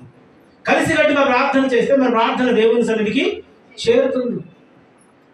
అందుకే మిమ్మల్ని అడిగేది, మీరు మందిరానికి వచ్చి ప్రార్థన చేయడం, ఇంట్లో టైం పాస్ చేస్తారు చాలా మంది, ఇంట్లో కాలక్షేపం చేస్తారు, చేయాల్సింది కూడా చేయరు. మీరు ఎంతసేపు ఇల్లు పిల్లలు. చేయాల్సిన ఒక చిన్న సహకారం మందిరం చేయబోతుంది. సంఘానికి మీరు ఇవ్వాల్సినటువంటి ఒక సపోర్ట్ ఏదైనా ఉందంటే అది ప్రార్థన. నువ్వు ₹1,00,000 ఇవ్వలేకపోవచ్చు, ప్రార్థన సహకారం అయితే ఇవ్వచ్చుగా. 1 గంట మందిరం కొరకు ప్రత్యేకంగా ప్రార్థించడానికి మందిరంలోకి వచ్చి ప్రార్థన చేయొచ్చు. అది కూడా మనం చేయం. శిష్యులతో చెప్పాడు, అయ్యా మీరు ప్రార్థనలో ఉండండి. తిరిగి వచ్చి చూస్తే వాళ్ళు నిద్రపోతూ ఉన్నారు కదా. నా కోసం 1 గంట 1 గడియ మేలుకొని ఉండలేరా? ఎంత బాధ కదా ఆయనకి. రేపు ఆయన కలువరి శిలువకు ఎక్కాలి. ఆయన ఈ రాత్రి ఆ రాత్రి గెత్సేమనే తోటలో రోమా ప్రభుత్వం వాళ్ళు వచ్చి అరెస్ట్ చేస్తారు. ఆయనకు తెలుసు అంతా. ఇప్పుడు అరెస్ట్ చేస్తారు. ఈ రాత్రి అంతా నేను శోధించబడాలి, ఈ రాత్రి అంతా శ్రమ పెట్టబడాలి, రేపు ఉదయం నేను కలువరి శిలువకు ఎక్కాలి 9 గంటలకి. దీనంతా నేను భరించాలి, ఒక్కడనే భరించాలి. కాబట్టి నా శిష్యులు నాతో ఉన్నారు కాబట్టి ఈ 12 మంది కనీసం 11 మంది కనీసం నా కోసం ప్రార్థన చేస్తారేమో, ఆ ప్రార్థన సపోర్ట్ నాకు దొరుకుతుందేమని ఆశపడ్డాడు. కానీ ఆశ నిరాశనే అయింది. ఏంటి అని అంటే మనం సుఖాన్ని ఎక్కువగా ప్రేమించే వారిగా ఉన్నాం కదా, నిద్రను ఎక్కువ ప్రేమించేవాడు. ఏం పని ఉండదండి, ఇంట్లో టైం పాస్ చేస్తారు. చాలా మందిని చూస్తాను నేను. మీరు ఏదో పెద్ద ఉద్యోగస్తులు అయ్యి పెద్ద బిజీ షెడ్యూల్ నుండి మీరు ప్రార్థనకు రాలేకపోతున్నారంటే అది పొరపాటే. కేవలం మీ లేజినెస్ వల్ల, మీ బాధ్యత రాహిత్యం వల్ల, క్రమశిక్షణ లేని జీవితం వల్ల మందిరానికి వచ్చి ప్రార్థన చేయడం, అంతకు మించి ఏం లేదు. ఇదే సందర్భము అనాది కాలంలో జరిగింది. మత్తయి సువార్తలో రండి. మత్తయి సువార్త 24వ అధ్యాయము, మత్తయి సువార్త 24వ అధ్యాయము 42వ వాక్యాన్ని ఒకసారి మనం చూద్దాం. 24వ అధ్యాయము 42వ వాక్యం. ఏ దినమున ప్రభు వచ్చినా మీకు తెలియదు కాబట్టి మెలకువగా నుండి. ఏ జామున దొంగ వచ్చును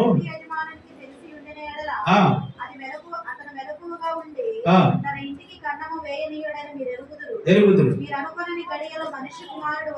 మీరు అనుకొనని గడియలో మనిషి కుమారుడు వచ్చును, గనుకనే మీరును స్థిరముగా ఉండుడి. చాలా మీరు అనుకొనని గడియలో ఎవరు వస్తారంట? మనిషి కుమారుడు. వీళ్ళందరూ కలిసి, ఈ 10 మంది కన్యకలు అందరూ కలిసి గేట్ దగ్గర వెయిట్ చేస్తూ ఉన్నారు. వాళ్ళు అనుకున్నారా ఎప్పుడు వస్తాడో? వాళ్ళు తెలుసుకున్నారా? తెలియలే. వాళ్ళు తెలియదు ఎప్పుడు వస్తాడో, కానీ వెయిట్ చేయాలి, మెలకువగా ఉండాలి, అలర్ట్ గా ఉండాలి. కానీ వీళ్ళు ఏం చేశారంటే నిద్రపోయారు. యేసుక్రీస్తు ముందే చెప్పాడు, మీరు అనుకొనని గడియలో మనిషి కుమారుడు వస్తాడు. ఏ గడియలమ్మా? దొంగ వచ్చినట్లుగా వస్తాడు. అనుకొనని గడియలో గర్భిణీ స్త్రీకి ప్రసవ వేదన వచ్చినట్లుగా వస్తాడు. అనుకొనని గడియలో, మీరు ఊహించని సమయంలో అంతా బాగానే ఉంది, ప్రశాంతంగా ఉంది, నెమ్మదిగా ఉంది అనుకున్న టైంలో సడన్గా వచ్చేస్తాడు. అందుకే ఎప్పుడు కూడా, ఎల్లప్పుడు కూడా ఎలా ఉండాలి? అలర్ట్గా ఉండాలి, మెలకువ కలిగి ఉండాలి, ప్రార్థనలో ఉండాలి. సంఘం అయితే ఇప్పుడు నిద్రపోయే సమయం కాదు. ఇది నిద్రపోయే సమయం కాదు. క్రీస్తు 2వ రాకడికి దగ్గర పడుతున్నటువంటి సమయం. నిద్రపోవడానికి అవకాశం లేదు. విశ్వాసికి నిద్ర తగదు. విశ్వాసికి గాఢ నిద్ర తగదు కదా. నిద్రపోయినాడు సచ్చినోడుతో సమానం. అసలు నిద్రపోయినాడు దేనితో సమానం? అంతే. నిద్రపోతే ఏమో తెలుస్తుందా నీకు? ఏమైతే లేదు. చనిపోయినాడు ఒకటే, నిద్రపోయినాడు. అందుకే చావుని దేవుడు బైబిల్ గ్రంథంలో నిద్రతో పోల్చాడు. అబ్రహాము నిద్రించి తన పితరులతో కూడా చేర్చబడెను. దావీదు నిద్రించి తన పితరులతో కూడా చేర్చబడెను. చనిపోయిన ప్రతిసారి దేనితో పోల్చాడు దేవుడు? నిద్ర మరణం 2 ఒకటే. అందుకే ఎక్కువగా నిద్రను ప్రేమించదు. నిద్రను ప్రేమిస్తే చాలా మంది నిద్రలోనే హార్ట్ అటాక్ వచ్చిన వాళ్ళు ఉన్నారు లేదు. నిద్రలోనే పెరాలసిస్ వచ్చిన వాళ్ళు ఉన్నారు. నిద్రలోనే బ్రెయిన్ స్ట్రోక్ వచ్చిన వాళ్ళు ఉన్నారు. నిద్రలోనే గుండె ఆగిపోయి శ్వాస ఆగిపోయినటువంటి వాళ్ళు ఉన్నారు. రేపటి నుంచి కళ్ళల్లో ఒత్తులేసుకొని చూడకండి. అంటే నిద్ర తగినంత మాత్రం నిద్ర తప్ప బాగా నిద్రపోతూనే ఉండడానికి వీల్లేదని ప్రభువైన క్రీస్తు చెప్తుంటుండగా మరొక మాట మీకు జ్ఞాపకం చేసే ప్రయత్నం చేస్తారు. పరిశుద్ధ గ్రంథంలో రోమపత్రిక 13వ అధ్యాయము, మత్తయి సువార్త 26వ అధ్యాయము, మత్తయి సువార్త 26వ అధ్యాయము 36వ వాక్యాలు చూద్దాం. త్వరగా ముగించుకునే ప్రయత్నం చేద్దాం. 26, 36. అంతలో యేసు వారితో కూడా గెచ్చమనబడిన చోటికి వచ్చి, నేను అక్కడికి వెళ్ళి ప్రార్థన చేసి వచ్చు వరకు మీరు ఇక్కడ కూర్చుండని శిష్యులతో చెప్పి, పేతురును జబదయి ఇద్దరు కుమారులను వెంటబెట్టుకుని పోయి దుఃఖపడటకును చింతాక్రాంతుడగట్టుకును మొదలుపెట్టను. అప్పుడు యేసు, మరణమగునంతగా ప్రాణము బహు దుఃఖములో మునిగి ఉన్నది, మీరు ఇక్కడ నిలిచి నాతో కూడా మెలకువగా ఉండుడని వారితో చెప్పి కొంత దూరము వెళ్ళి సాగిలపడి, నా తండ్రి సాధ్యమైన ఇగ్గిన నాయకుల నుండి తొలగించుమని, అయినను నా ఇష్టం కాదు నీ చిత్తమే సిద్ధించును కాక ఆ ప్రకారమే ప్రార్థించును. ఆయన మరలా శిష్యుల యొద్దకు వచ్చి వారు నిద్రించడం చూసి, ఒక గడి అయినను నాతో కూడా మేలుకొని ఉండలేరా? మీరు శోధనలో ప్రవేశించుకున్నట్టు మెలకువగా ఉండి ప్రార్థన చేయండి. ఆత్మ సిద్ధమే గాని శరీరము బలహీనమని పేతురుతో చెప్పి మరలా రెండో మారు వెళ్ళి, నా తండ్రి, నేను దీనిని త్రాగితేనే గాని ఇది నా యొద్ద నుండి తొలగిపోవడం అసాధ్యము కాని ఎడల నీ చిత్తమైతే సిద్ధించును కాదని ప్రార్థించి తిరిగి వచ్చి మరలా వారు నిద్రించడం చూచెను. ఏలయనగా వారి కనులు భారముగా ఉండెను. ఆయన వారిని మరలా విడిచి వెళ్ళి ఆ మాటలు చెప్తూ మూడో మారు ప్రార్థన చేసెను. అప్పుడే ఆయన తన శిష్యుల యొద్దకు వచ్చి, ఇక నిద్రపోయి అలసట తీర్చుకొనుడి. ఎన్నిసార్లు అయింది? 2 సార్లు లేపాడు. అయ్యా నిద్రపోకుండా ప్రార్థన చేయండి, అయ్యా నిద్రపోకుండా ప్రార్థన చేయి 2 సార్లు. మూడోసారి మళ్ళీ వచ్చాడు. మళ్ళీ వచ్చి చూస్తే మళ్ళీ నిద్రపోతూ ఉన్నాడు. ఇక అంటున్నాడు ఆయన, ఇక నిద్రపోయి అలసట తీర్చుకోనండి, నా గడియ వచ్చింది. ఇక రాబోతూ ఉన్నారు వాళ్ళు సైనికులు, ఇక రోమ ప్రభుత్వం వాళ్ళు రాబోతూ ఉన్నారు. ఇక నేను సిలువకు అప్పగించబడబోతున్నా, ఇక మీరు నిద్రపోయి అలసట తీర్చుకోండి. నిద్రపోయే సమయం కాదండి, మెలకువగా ఉండి ప్రార్థన చేసేటటువంటి సమయం, దేవుని యొక్క సన్నిధిలో ఉండేటటువంటి సమయం, దేవుని యొక్క పనిని కొనసాగించేటటువంటి సమయం, దేవుని కొరకు ఆత్మను సంపాదించాల్సినటువంటి సమయం. ఇంతే తప్ప నిద్రపోయి కాలక్షేపం చేసే టైం కాదు. మొదటి శతాబ్ద కాలంలో యేసుక్రీస్తు చెప్పాడు, మీరు మెలకువగా ఉండండి, నిద్రావస్థకు వెళ్ళకండి, నిద్ర మంచిది కాదు. సంసోను గారు కూడా నిద్రను ప్రేమించాడు, బాగా తిన్నాడు, అలసిపోయాడు, దిగిగా తొడ మీద పడుకొని గాఢ నిద్రపోయాడు. ఎంత నిద్రపోయాడంటే ఆయనకు అర్థం కాలే. ఫిలిప్తీస్ అర్థాలు వచ్చి తనకు గుండు గీగారు, అర్థం కాలేదు ఆయనకి. ఫిలిప్తీస్ అర్థాలు వచ్చి 7 జనాలు కత్తిరించారు, అర్థం కాలే. చూడండి, తన తల గొరికి వేయబడుతుంది, మెలకు రాలే. తన బలము క్షీణించబోతుంది, మెలకు రాలే. దేవుడిచ్చినటువంటి నాజీలు చేయబడినటువంటి వెంట్రుకలు తొలగించబడుతున్నాయి, మెలకు రాలే. గాఢ నిద్రపోయాడు, సుఖంతో నిద్రిస్తూ ఉన్నాడు. దేవుని సేవకుడికి నిద్ర తగదు, క్రైస్తవ పిల్లలకు నిద్ర తగదు. దేవుని యొక్క బలము తొలగిపోయింది. ఫిలిప్తీస్ అర్థాలు వచ్చేసారి పట్టుకోవడానికి. ఒకేసారి దెలీలా అరిచింది, సంసోను లే లే, నీ మీదకి ఫిలిప్తీస్ అర్థాలు వస్తున్నారు.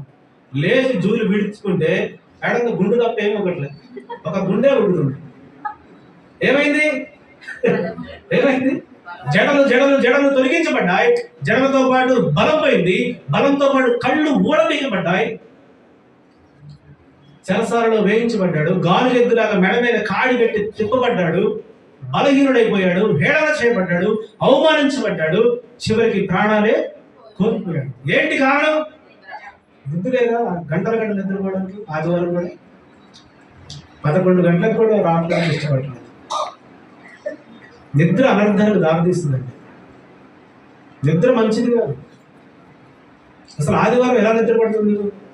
నాకు శనివారం నుంచే నిద్ర రాదు. రేపు ఆదివారం వాక్యం సిద్ధపడాలి, రేపు ఆదివారం సంఘాన్ని బలపరచాలి, రేపు ఆదివారం రాత్రి నిద్ర పట్టదు. మాకు శనివారం నుంచే ప్రిపరేషన్లోకి వెళ్ళిపోతాం. ఎప్పుడెప్పుడు తెల్లారుతుందా, ఎప్పుడెప్పుడు సిద్ధపడి వాక్యం అందించాలి ప్రజలకి.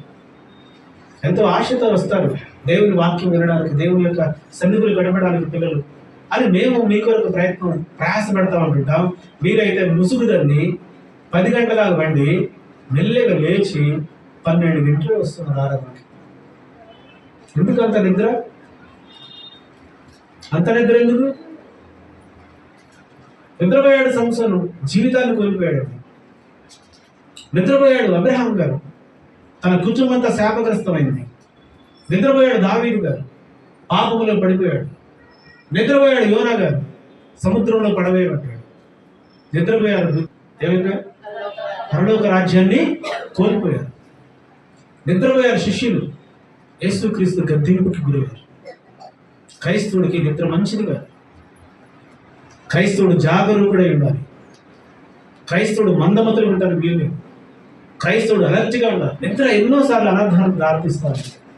అందుకే పరిశుద్ధ గ్రంథంలో చివరికి ఒక మాట చూపెట్టింది, నేను మదువు చేస్తా.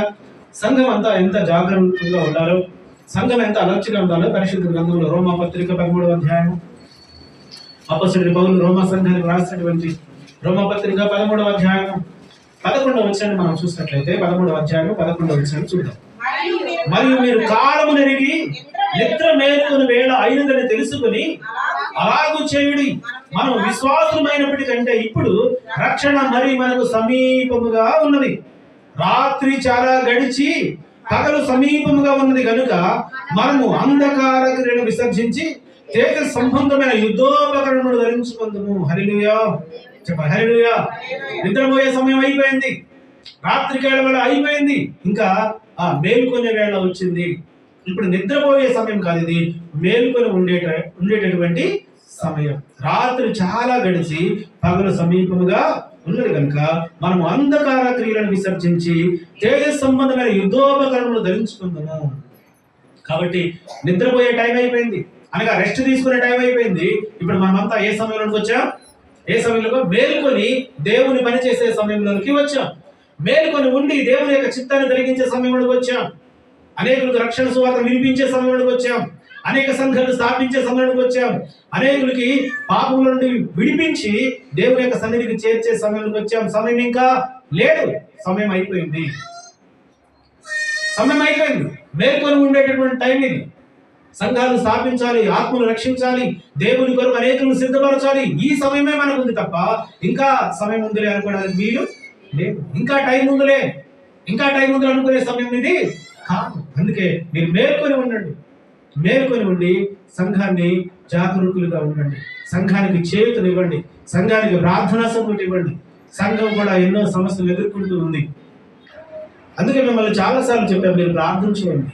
ప్రార్థన చేస్తే దేవుడు ఏ దిక్కు నుండి సహాయం అందిస్తాడో ఆ దిక్కు నుండి మనకు సహాయము దొరుకుతుంది. అక్కడ చాలా గొడవలు జరిగాయి, చాలా అల్లరి జరిగింది, చాలా ఆటంకాలు వచ్చాయి. కానీ ప్రతి ఆటంకంలో కూడా దేవుడు మనకి సహాయం చేస్తూ బలపరుస్తూనే వస్తున్నాడు కదా. ముందు బస్సు దగ్గర నుంచి బస్తీ వాసంతో మనం ఎదుర్కొన్నాం, సమస్యలు ఎదుర్కొన్నాం, వాళ్ళతో మాట్లాడు. కానీ మనకి దేవుడు సహాయం చేస్తూ వస్తున్నాడు. పని ప్రారంభించాడు, కాలమ్స్ అయిపోయారు. కానీ మనకి లోటు బడ్జెట్ని బట్టి మనం ఆపేశాం. అడుగుతున్నారు చాలామంది, అక్కడ గొడవలు జరుగుతున్నాయంట కదా, అక్కడ ఆటంకాలు ఏర్పడుతున్నాయంట కదా.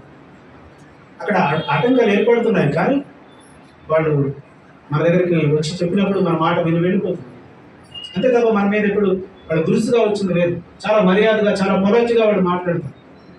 వాళ్ళు మనల్ని ఎంత గౌరవిస్తారంటే వాళ్ళ హైందవ గురువులను ఎలా గౌరవిస్తారో, హైందవ పూజలను ఎలా గౌరవిస్తారు, అలాగనే మనల్ని కూడా గౌరవిస్తారు. చాలా మంచిగా మర్యాదగా మాట్లాడుతున్నారు, చెప్పింది వింటున్నారు, వెళుతున్నారు. వాళ్ళు చాలా మంచిగా సహకరిస్తున్నారు, మనకి చాలా చక్కగా మాట్లాడుతున్నారు. కానీ వాళ్ళ యొక్క ఉద్దేశం ఏంటి అంటే, వాళ్ళ యొక్క బాధ ఏంటి అంటే, ఆ ప్రాంతంలో మందిరం పెడితే వాళ్ళకి న్యూసెన్స్ జరుగుతుందని చెప్పేసి, లేదంటే సౌండ్ సిస్టమ్ వల్ల వాళ్ళకి ఇబ్బంది కలుగుతుందని వాళ్ళు కొంచెం భయపడుతున్నారు. కానీ అలా జరగదండి, ఇలా జరుగుతుందని చెప్పి మనం చెప్పినప్పుడు వాళ్ళు వింటున్నారు, మంచి సామరస్యంతో ఉన్నారు. సామరస్యంగానే మనం మన సమస్యను పరిష్కరించుకుంటూ మనం ముందుకు వెళ్తున్నాం. చాలా మంది అడిగారు నన్ను, చాలా మంది వేరు వేరు ప్రాంతాల్లో, ఉప్పల్లో ఉన్న పాస్టర్ గారు అడిగారు, సికింద్రాబాద్ ఉన్న పాస్టర్ గారు అడిగారు, వేరే చాలా మంది పాస్టర్స్ అసోసియేషన్ ప్రెసిడెంట్ అడిగారు, నాకు ఫోన్ చేశారు. అక్కడ ఆటంకాలు ఏర్పడుతున్నాయంట కదా, మమ్మల్ని రమ్మంటారా, మేము వచ్చి మాట్లాడతామని. అంటే ఎవరు రావడానికి వీల్లేదండి, ఎవరు వచ్చి మాట్లాడేది ఏం లేదు. ఇక్కడ అక్కడ బస్తీ వాళ్ళు ఎవరైతే ఉన్నారో వాళ్ళు చాలా పొలైట్గా మాట్లాడారు మనతో. మన సమస్య వాళ్ళు చెప్పినప్పుడు వాళ్ళకి అర్థమవుతుంది. వాళ్ళు మన మీద గొడవకు రావట్లేదు. మందిరం కట్టదు పాస్టర్ గారు, ఇల్లు అయితే కట్టుకోండి అని చెప్పారు. సో ఇల్లే కడదామని చెప్పినప్పుడు వాళ్ళు వెళ్ళి మనం చెప్పింది నమ్మకుండా కంప్లైంట్ ఇచ్చారు. ఆ కంప్లైంట్ మనం జవాబు ఇచ్చాం. ఎంఆర్ఓలో కంప్లైంట్ ఇచ్చారు, కంప్లైంట్ జవాబు ఇచ్చాం. మున్సిపాలిటీలో కంప్లైంట్ ఇచ్చారు, ఆ మున్సిపాలిటీలో కంప్లైంట్ జవాబు ఇచ్చాం. సో అన్నీ కూడా మనకు అనుకూలంగానే జరుగుతున్నాయి, అన్నీ కూడా అనుకూలంగానే వస్తున్నాయి. దీనివల్ల మనకు ఒక మేలు జరిగింది. వాళ్ళు మన మీద కంప్లైంట్ ఇవ్వడం వల్ల మనకు ఒక మేలు జరిగింది. ఆ మేలు ఏంటి అని అంటే, మున్సిపల్లో నిన్న జరిగిన సంభాషణ ఏంటంటే, మీరు చర్చి కడుతున్నారు, కంప్లైంట్ వచ్చింది. 75 గజాల్లో చర్చి కడతారండి, ఏం సరిపోతుంది చర్చి 75 గజాల్లో?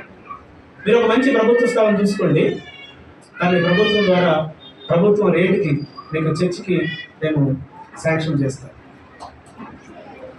వాళ్ళు ఇచ్చిన కంప్లైంట్ బట్టి మనకు దేవుడు చేసిన మేలు అనమాట.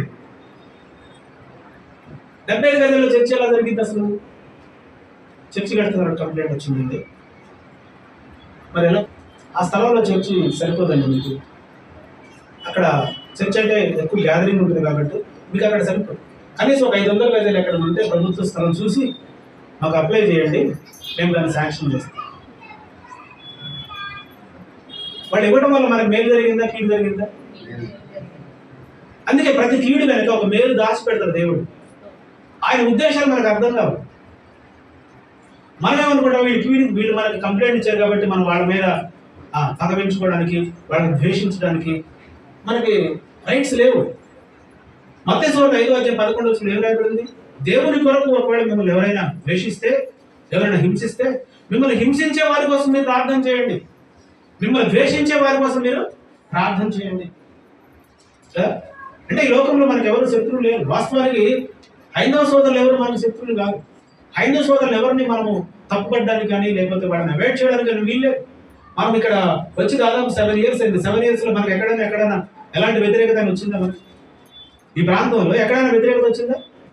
మనం సెమీకృష్ణ చేయాలంటే, రోడ్డు బ్లాక్ చేయాలంటే ఎవరు వచ్చి బ్లాక్ చేస్తారు? హైందవ సోదరులు వచ్చి బ్లాక్ చేస్తారు.